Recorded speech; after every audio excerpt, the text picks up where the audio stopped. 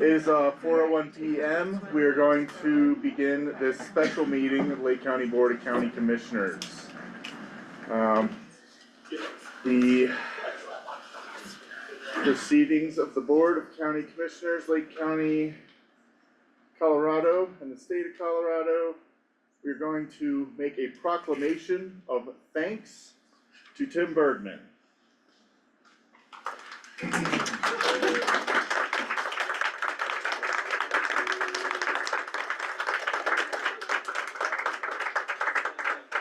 Whereas the Board of County Commissioners and staff of Lake County, with deep appreciation and gratitude, recognize the service of Tim Bergman as County Manager.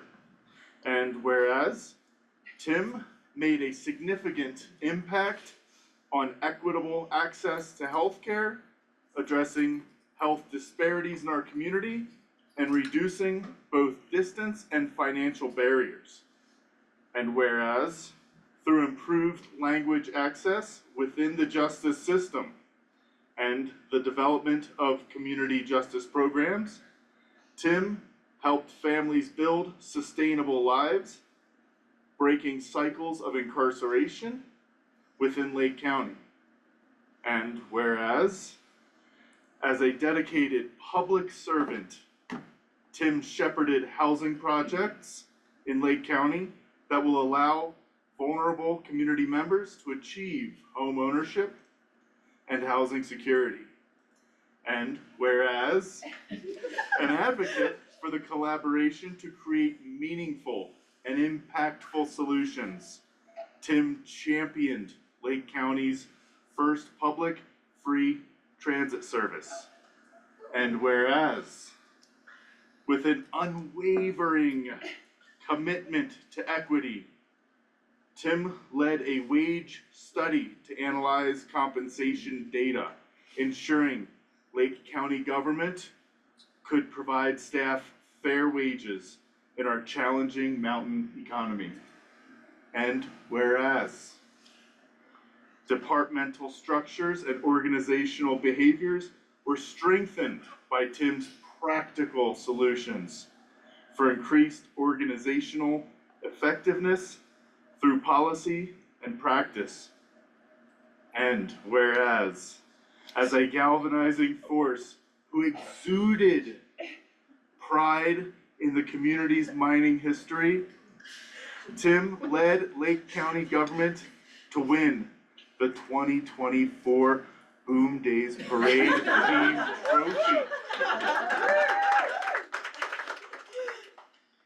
And whereas Tim's greatest accomplishment is the culture he made and the camaraderie and fellowship, which has indelibly marked this county, leaving it better than he found it.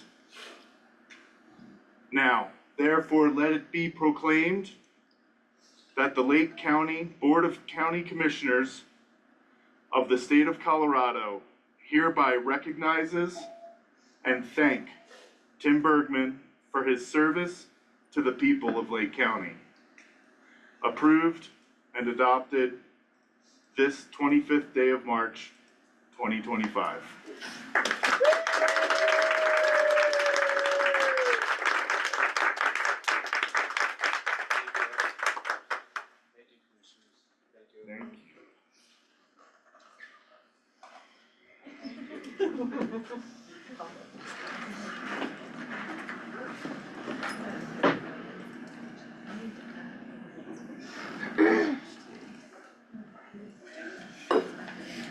Oh, yeah, I can use yours.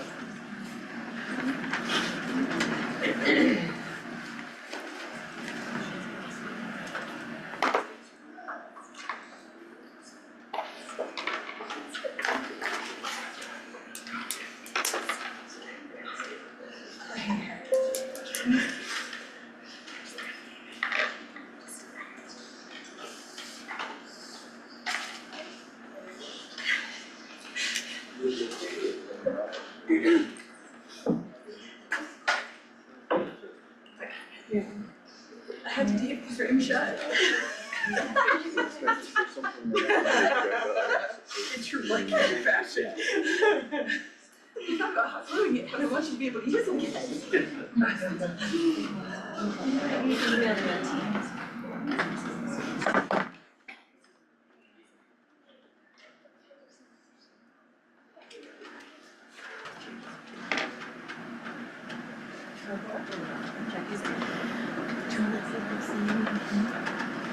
Does anyone in the room wish to speak? That was a tie. Oh no, we have a performance. Okay, I will pick on the duo. Are we're We're standing? standing. We're standing, okay. Okay, starting?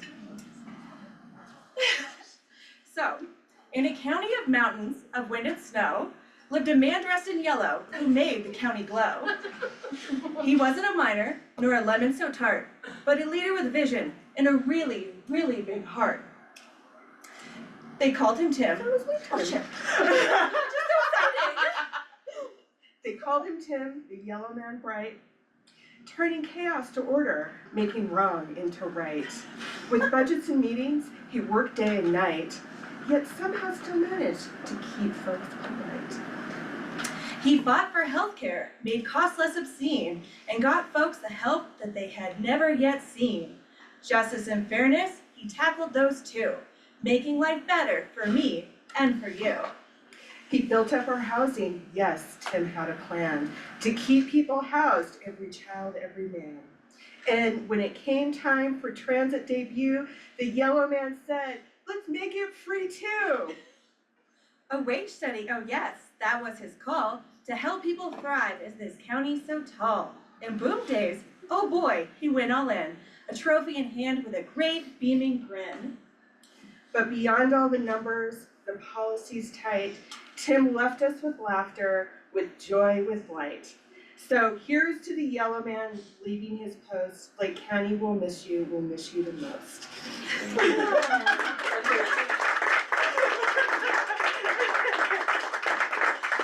My idea is she followed it right.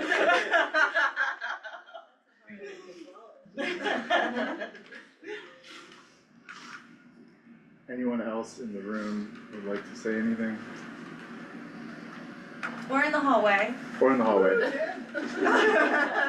Noted. Alright. That was agenda item 5, but it was so fun we had to put it first. So next we have, are we moving on? Yes, thank you. Okay. Tim, would you like to say anything? I just wanna thank everyone for everything that you do for this community. It's not easy work, and it's been a wild ride the past 3.5 years. Been through sheriffs and assessors. I don't know what else rhymes with that. But just my heartfelt thanks to everyone, and thanks to the new board. You guys have a great team to support you, achieve your priorities, and the future's good for Lake County. Thank you, Tim. Thanks. Isn't it great? It's great. Yeah. It's a great day. It's a great day. It's always a great day at Lake County. Sure is. Yeah. Okay, moving on to agenda item 1.2. Discussion and consideration of appropriating previously budgeted funding to the courthouse renovation project fund to cover initial planning and architectural designs led by Tim Bergman, County Manager.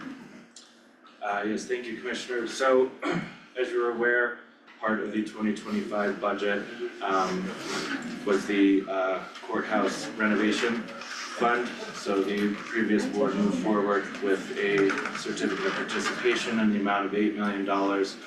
They also dedicated $5 million from the general fund reserve for the courthouse renovation project. So currently, all of that money is still in investments. So the $8 million COP is in an investment account through the treasurer's office. So far, we've year to date, since we received the money in December, a little close to $60,000, $58,000 in interest. The money also dedicated from the general fund remains within our investment accounts. So as the project moves forward, it's time to start pay for some bills for MWL Architects, DPM, who's our owner rep. And then you will see in the next couple weeks, you'll meet with those teams, and then you'll see the RFP for the architect of record. So the request before you today is for the board to approve a transfer of $1 million from the $5 million set aside to the courthouse renovation fund. And that will fund everything for 2025, and hopefully with MWL's management, we've predicted out what their estimated cost will be as well as DPM's. The really expensive one is gonna be the architect of record. So they're the ones who get everything to construction documents, and then engaging with FCI constructors to bid out and get the construction costs for the phases of the renovation. So the $1 million will cover the remainder of 2025. It will also be the first money that goes into the courthouse renovation fund that Candace and her team will manage. So that funding will be there, that can be dedicated, if it's not all expended this year, can't imagine it will be, because we do have the underfunded court security grant, the amount of $500,000, so we can draw down from that as well. But to set the project up for success would be the request for the $1 million from the general fund reserve. And a separate fund has been created for this. Yes, so we didn't put any money into it until now because we were having those funds where they would be accruing interest until we were ready to use them. And that's also a part of what we're moving all the funds into there now, just trying to move it as we need it. Smart. What's the harm in doing less at a time? You just be doing supplementals more often. We did ask for kind of an estimate of what they thought we would be billed for this year, and it was about that. Yeah. But yeah, you can view it similar to a construction loan for that, for the drawdown, just anytime that funds need to be moved to come back before the board to ask for that. So, if the $1 million is a lot, but I think if you do 600,000 will get you through a big chunk of the year, and then staff will need to come back and ask for more. So if you are comfortable with the lower amount, A-okay, it'll just be coming back before the board. I mean, I'd personally rather do less at a time, not because I don't think that the cost isn't gonna be there, but just so it can accrue interest longer. Yeah, I don't mind coming back to do more approvals if it's making more money while it's sitting in a Yeah. account that's growth. They, how do they invoice us? So we're gonna set 500 aside and staff will just pay the invoices, or the invoices still come through us? To us for review? Currently, we've been sitting on a couple invoices from MWL and DPM, knowing that this would happen. I think it's maybe 30,000. Yeah. About, between both firms. Next, on the 9th, you will have the work session with MWL and DPM to talk about the project to date. And then that will also be the time I think the board should nominate someone to that executive committee that meets monthly to discuss the project, where it's going, all that, so that BOCC representative can be a lot closer to the work and what's going on. And then we'll bring back information probably quarterly to the full board, or at that commissioner's discretions with community updates at the regular meetings. So currently the invoices come to the manager's office.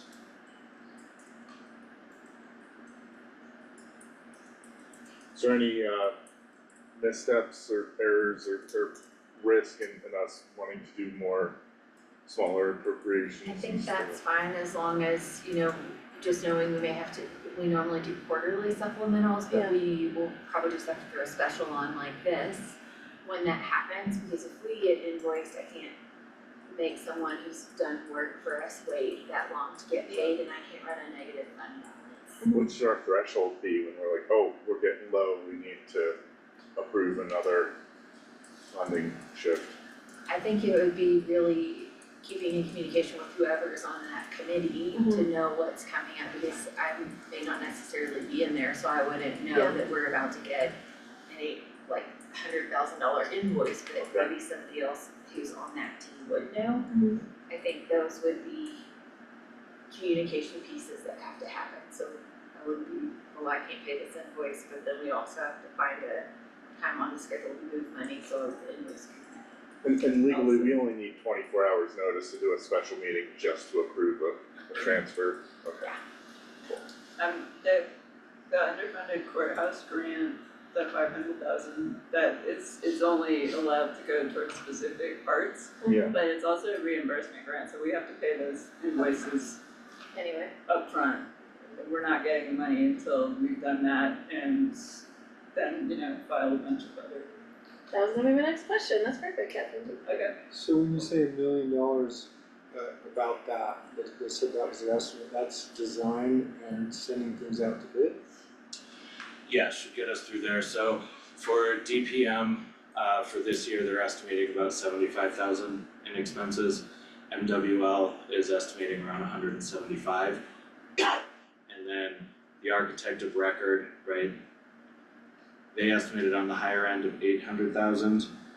I Just for imagine design? to get to the construction documents. Okay.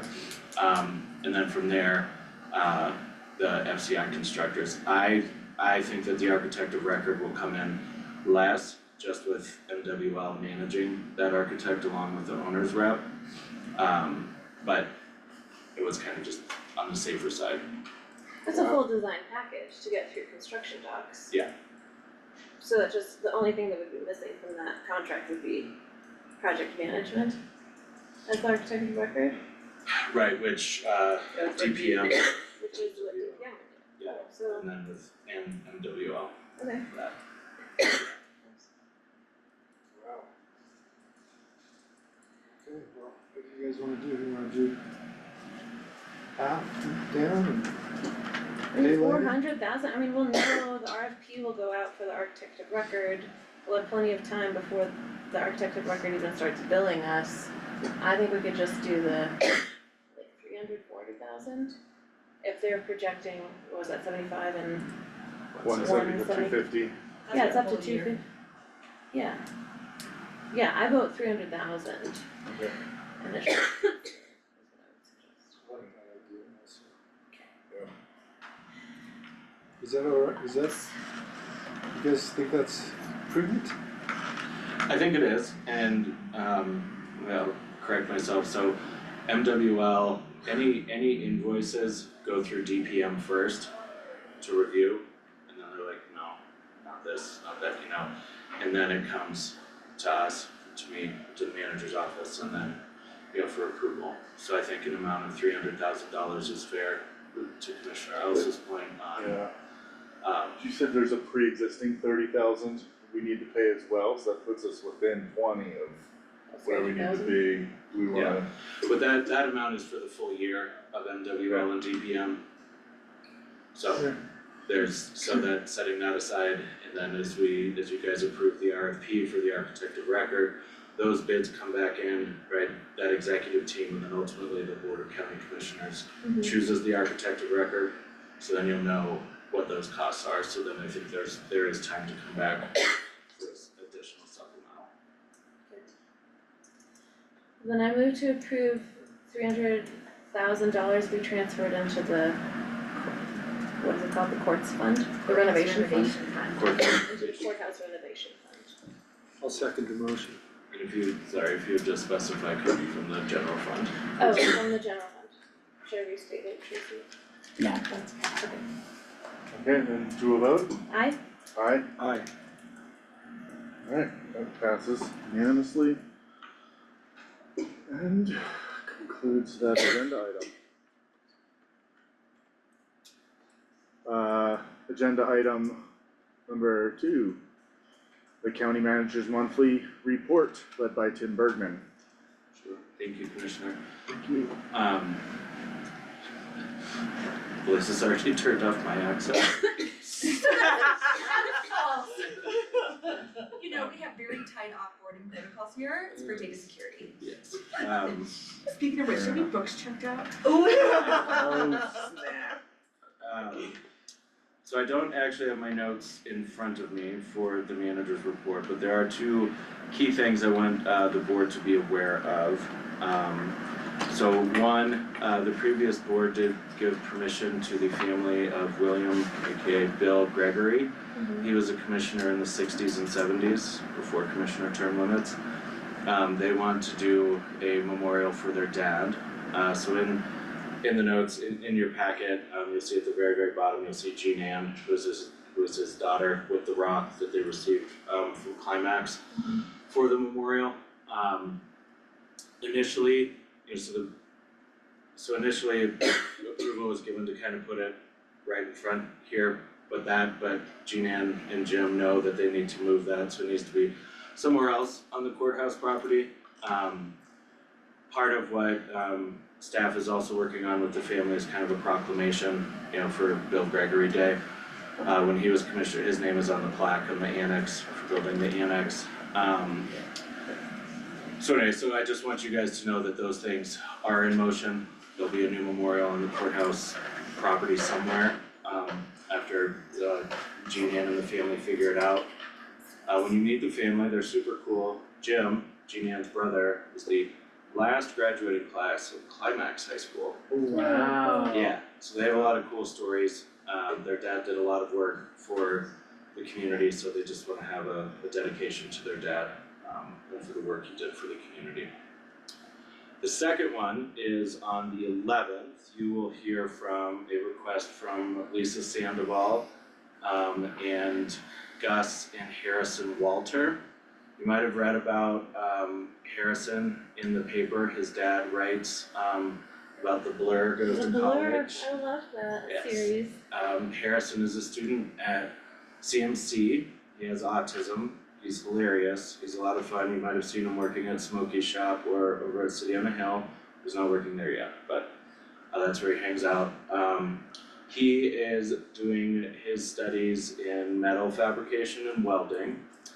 And the request of the board would be to do a burro racing monument somewhere on the courthouse lawn. So Fairplay has a burro racing monument, but as Lisa will explain to you, the burro race started in Leadville and is part of our history. So they're gonna come in and talk about their ideas and then request, the board's approval to be able to put that monument on the courthouse property somewhere. There's lots of other things, I mean, there's. Finally. Alright. Lots of other. Recent password too.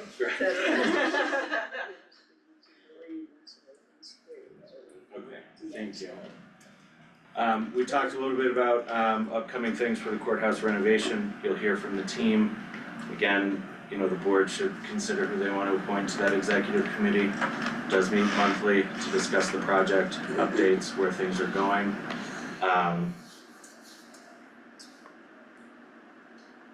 Operations team has had some successes. We talked about it in my last update, but now all legacy internet and telephone lines are done. And we are done with Lumen. We were all over, almost. Yeah, we're getting close. We're getting close to being done. Liz and her team have implemented that regular meeting agenda deadline and the memo dedication, so now all the memos are posted publicly as well. So folks are doing that.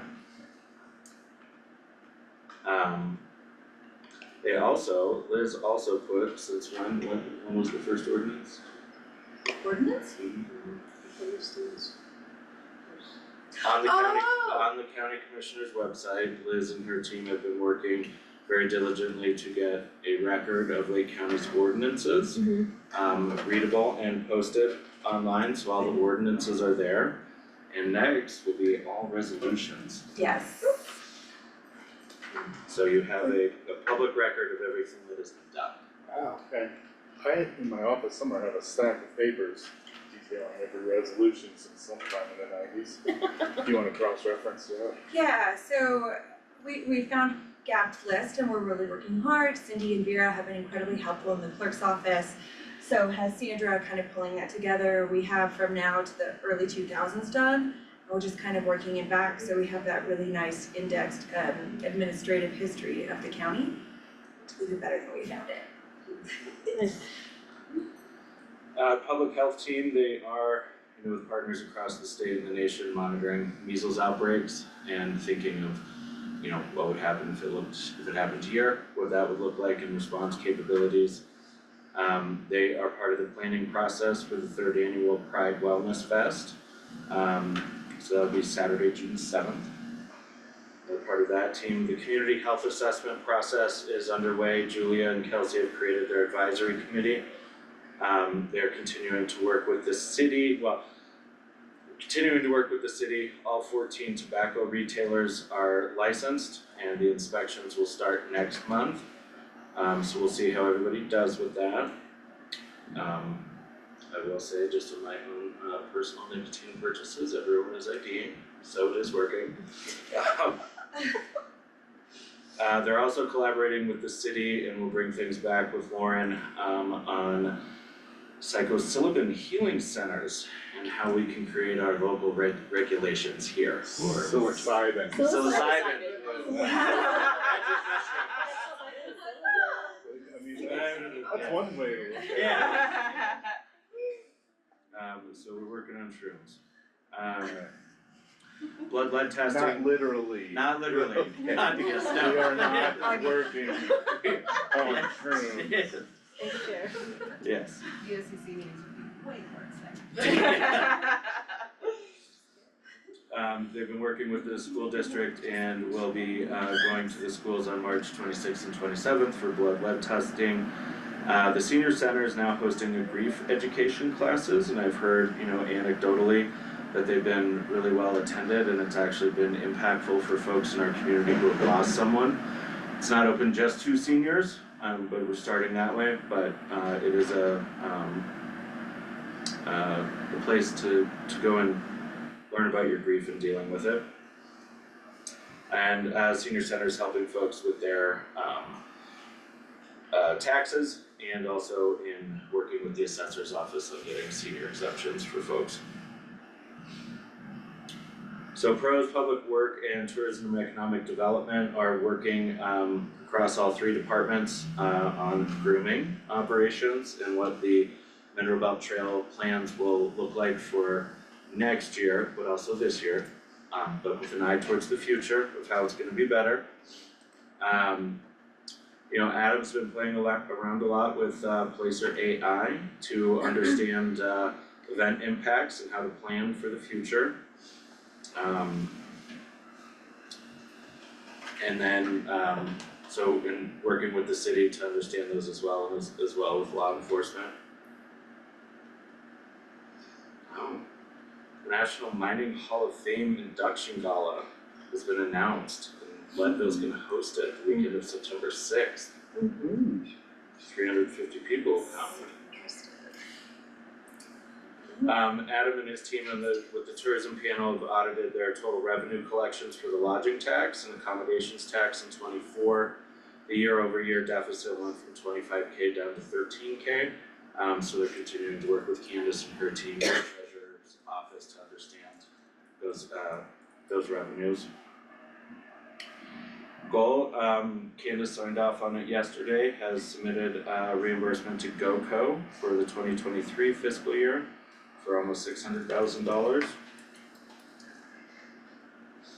And PROS has been awarded a grant from CPW, Colorado Parks and Wildlife, for $45,000. That grant was approved by the previous board, and that will look at how extensions from the Mineral Belt Trail to the Leadville Junction along County Road 4. So there's kind of partial trails along that, but how you can make the whole thing a connection down there.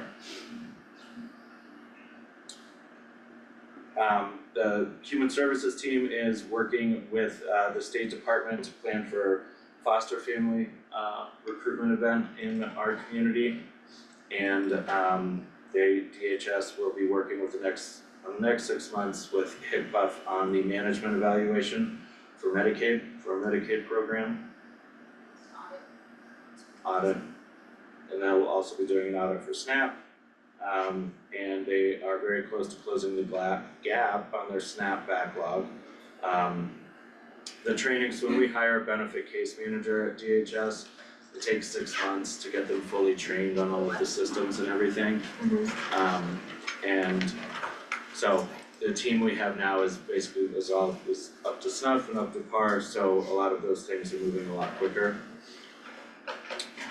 Kim Flatt, who was previously a benefit case manager, has been promoted to the Deputy Director of Economic Security.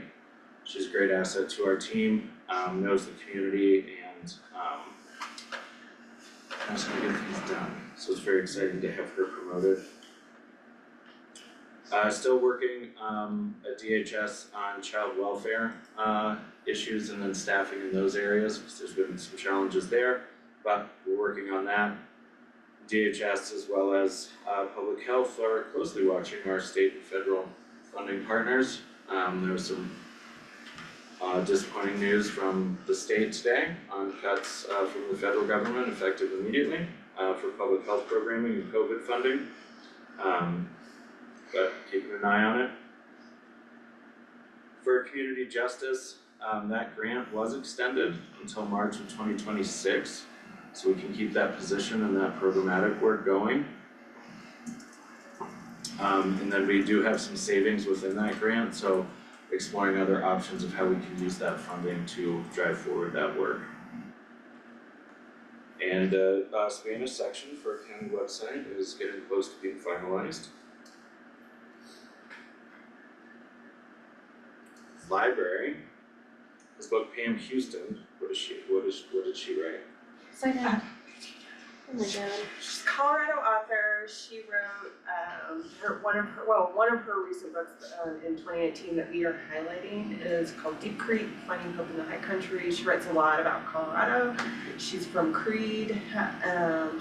One of the ones she's probably most well known for is her first one, which is Cowboys Are My Weakness.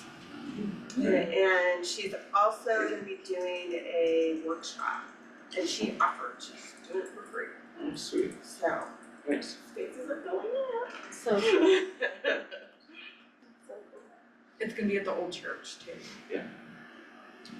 So those will be in May with Pam. Brenna and her team are working on the plans for summer reading programs, planning and participating for the Pride events in June, and finishing up your 2024 annual report. It's pretty much done. Okay, so the board will see that. Water resources, so you'll hear a lot from Bryce at your next regular meeting next week. So the work is continuing on the IGA with the city of Aurora. He'll provide other updates on how the enterprise has been doing in Q1. Everything is going there, and a substitute water supply plan for the Twin Lakes Barn Pond and Mount Albert Placer Mine have been submitted to the State Division of Water Resources. In Lake County, we've filed comments to ensure our water rights in that area remain protected, but it does seem like the Barn Pond might have water in it again. Is that the Markham Okay. Pond? That is the Markham Pond. Okay. What? Yes. From the treasurer's office, it collected 20% of taxes to date, it's on track. So the initial draft of the Recreation and Aquatic Center, that was created through the feasibility study, we have that initial draft, which I believe you all have seen and provided feedback to Lauren on that. So the next step is working on the operations plan and the pro forma to finalize the cost of those facilities. The final report will be to you guys in May. We did start, Carly talked about it a little bit earlier today about the community leadership meetings, talking about policy and budget impacts and how they'll impact our community and our various partners. CMC is continuing their housing discussions.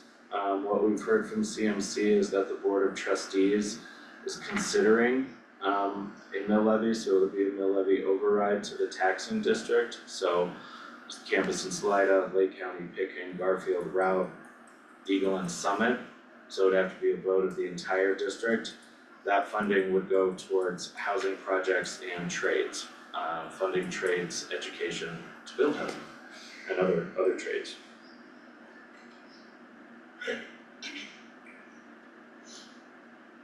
The coroner's office is, the cooler is unfortunately still down, but he is managing that. What was sent from the manufacturer was defective, but he's working closely with Public Works on getting that fixed. CPD, so the One Community Project, the next community engagement event is a storytelling contest branded as the stories that root us. They are inviting the community to share their stories through a wide range of media, audio, video, written, prose, poems, or photography.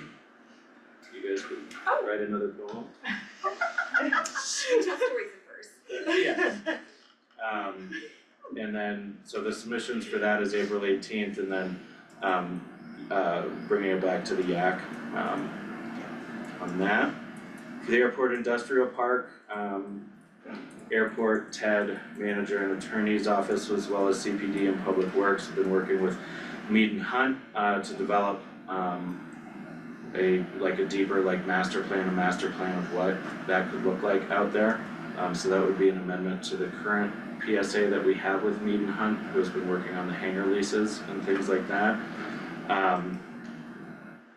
The hangar leases, you guys should see those, the RFP for those soon. And then from there, you can release the RFP and then folks can apply to put their bid in to be able to build a hangar up at our airport. The stormwater management grant was submitted last week. So this would go to address a whole host of things, but mainly West Park stormwater issues there.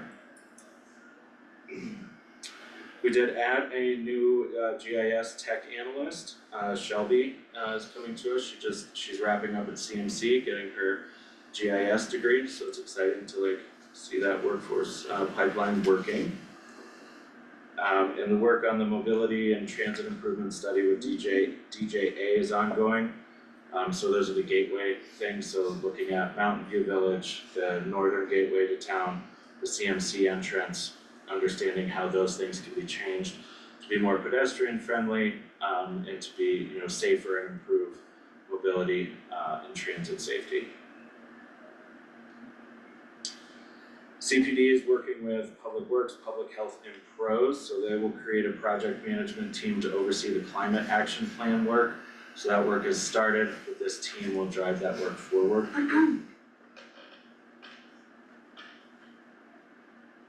Put a lot of things here. CSU Extension, Diana has worked on with C4 on planter boxes for the community and planning a series of gardening workshops during the summer. She's working also with the Main Street team on revitalizing the in-ground parklet landscape plots down where the visitor center used to be with them. Airport, we've had a couple vendors come to the airport to do testing, things like that out there. So just as a reminder, our airport leases space to be used as a testing center for a whole host of things, but mainly helicopters.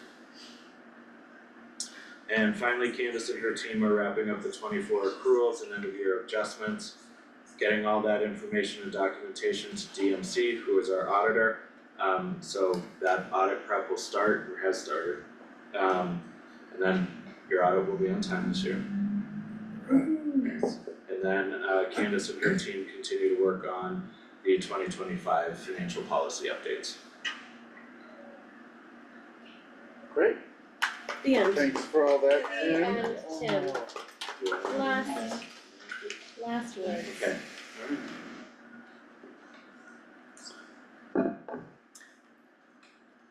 Agenda item number 3, discussion and consideration of the adoption of resolution 2025-10, the 2025 county board and position appointments. It's led by the BOCC.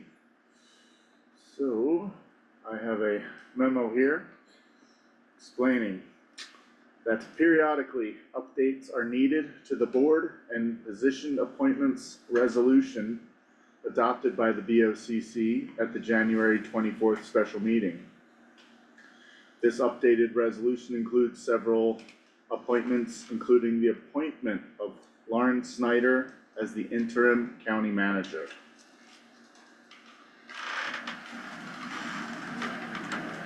So, do we Do move? we, yeah, how do we do that? Do we vote? There, I think there's a something we would sign, right? There's a, Well, There's a as I say, resolution. the resolution in your packet is updating that in terms of your appointments resolution as well as, I think, The check Liz sign? mentioned there was some other And changes to that as well. signatory. So in the board appointment resolution, there were a couple of different updates. So it's changing many of the roles from the county manager to the interim county manager with Lauren's name. So that'll be in that position as well as on the E911 authority, for the fire board, for the library where the county manager serves as the ex officio. And I additionally updated the regional housing authority to have, be fully slated with all the folks that are on there. Oh, wow, yeah, there's a lot of pages Okay. on this. So this will be everything that you, Want me to read through all of it? Yes. Just the title.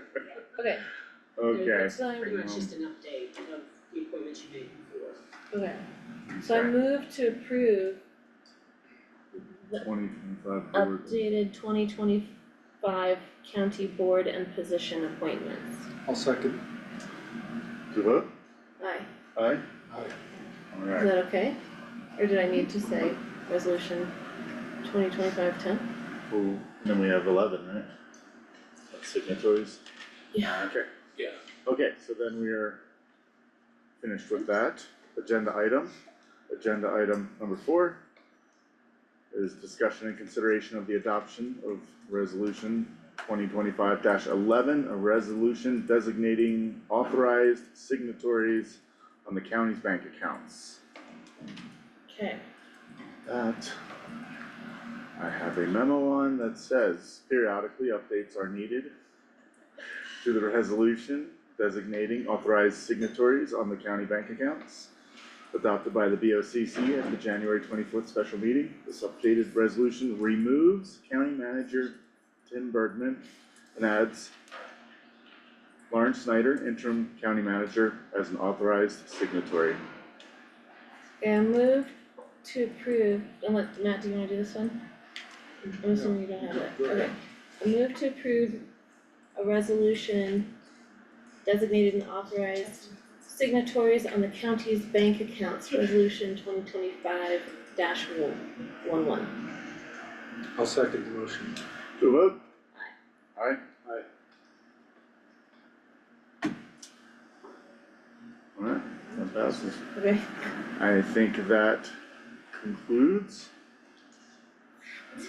concludes our special meeting of the Lake County Board of County Commissioners, March 25th, 2025 at 4:44 p.m.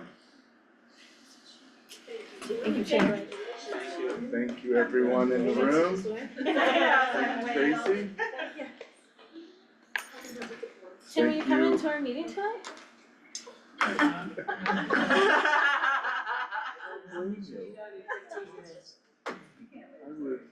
It could be that person just throwing box in the back. Yeah, you